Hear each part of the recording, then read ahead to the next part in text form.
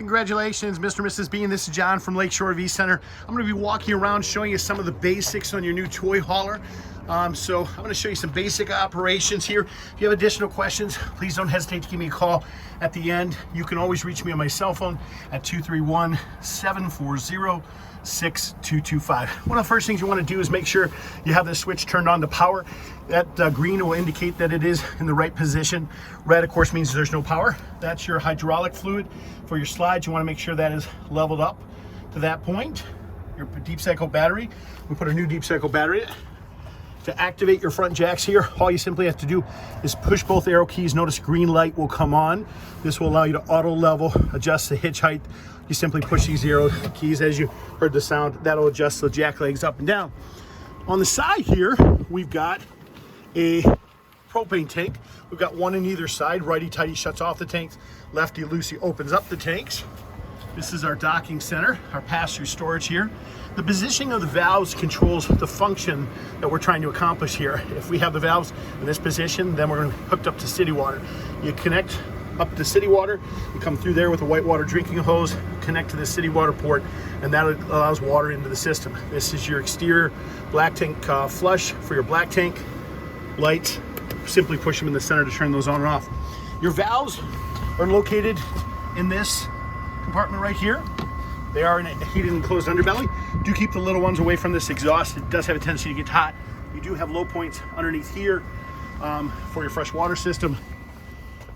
You go to empty the waste tanks or the valves, use those remote valves. There's your discharge for that. Is a good idea to check the lug nuts on the tires after the first 250 miles just to make sure those haven't become loose, because they can over a period of time. You've got additional tanks in the back on this model, as well as an additional flush. This is your discharge handle for your fuel. That's where you turn that on, and that's where you fill the tanks, okay? 25-foot, 50-amp power cord that comes with this. We do give you the electrical adapters to convert from 50 to 30 to 15. Rear exterior ladder on this. To allow the ladder to come out, simply pull out these pins. The ladder will swing forward. Ram airs, these allow fresh air into the back of the camper. When you want to pull down your rear patio, no different than your tow hauler travel trailer, unlock these, twist them to the side, and the tailgate will come down. As long as the cables are attached, the patio will be in a horizontal position. If you detach the cables, it'll go right to the ground. Your steps for your patio store in that compartment right there. Once again, don't forget to check the lug nuts on your tires to make sure that your tires are secure after the first couple hundred miles. Exterior refrigerator right there. We have a stove that's located in this compartment right over here. That pulls out. The quick connect goes on below there. You also have low points for your fresh water system in your spare tire, which is located right underneath here. The low points are kind of hidden right behind that spare tire. Your electrical adapter and your sewer hose are right there. You have to slide your first slide out, utilizing this button here first. That is the button that you need to get your slide out before you go to the inside of the camper.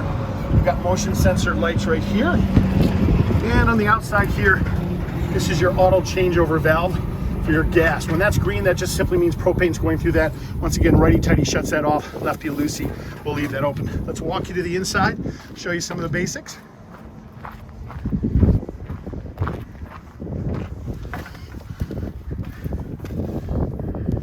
This one does have the Canadian Arctic package. This is a Cyclone 4006.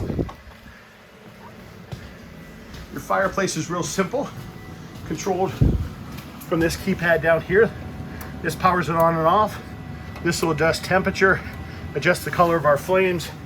We've got our stereo, our remotes for our stereo, fireplace, and that are located in our kitchen drawer. This is our central docking station. It shows the charging of our battery from our solar panels. This turns on our overhead lights. This will control functions like our slides, bedroom slides, and other components in the camper.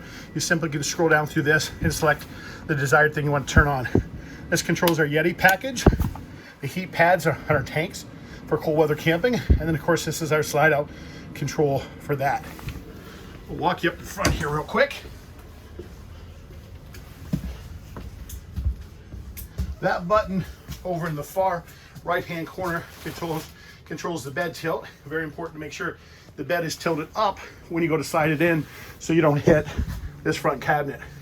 Don't forget, you do have a power booster on your TV antenna on this. You do have to make sure that's pushed in to activate that.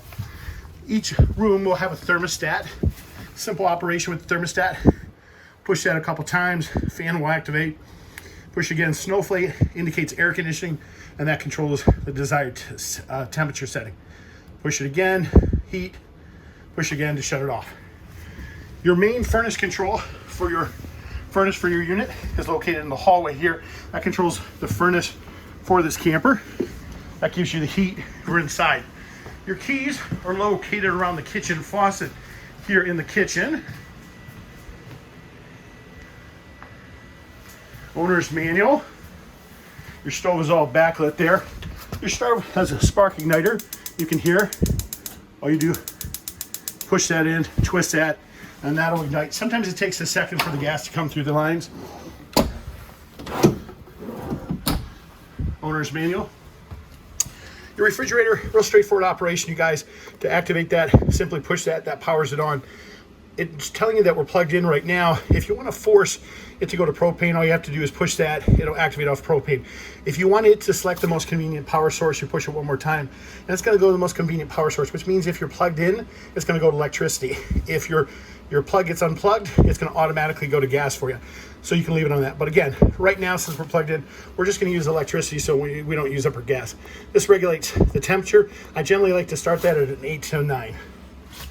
Let's walk in the back here. Our rug, some extra goodies, crank handles and that.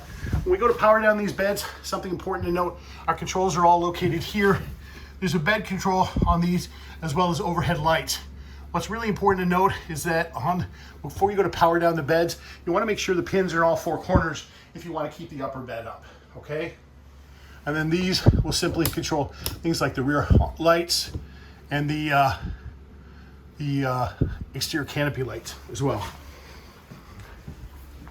This locks this wall in place. So again, if you want that wall to be released so you can put something wider in here, simply pull that down and that'll swing to the side. Your hookups for your washer dryer, and of course your additional thermostat for your third air conditioner. You guys, this is John from Lakeshore RV Center. This is just some of the basics on your brand new Cyclone 4006. We appreciate your business. Please don't hesitate to give us a call if you do have additional questions. You can reach me on my cell phone at 231-740-6225. Thank you and have a great day.